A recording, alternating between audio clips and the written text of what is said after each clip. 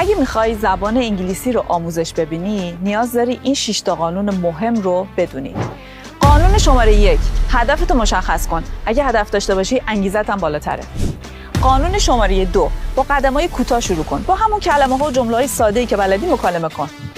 قانون شماره 3، خوب گوش بده تا بتونی خوب صحبت کنی. اگه زبان انگلیسی رو با علایق پیوند بزنی، دیگه برات مثل سرگرمیه، نه زور و اجبار.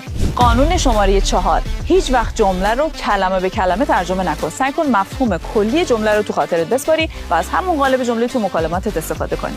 قانون شماره 5، نکات ریز و سخت گرامری رو بیخیال شو. برای ارتباط برقرار کردن فقط نیاز داری که بتونی صحبت کنی، حتی اگه اشتباه کم کم خودش اصلاح میشه. و اما قانون شماره 6، هر روز تمرین کن. هر روز تمرین کن، حتی 10 دقیقه. این 10 دقیقه‌های کوچولو کوچولو توی یه پروسه زمانی بلند مدت میتونه نتایج فوق‌العاده‌ای برات داشته باشه. تیم انگلیش TFT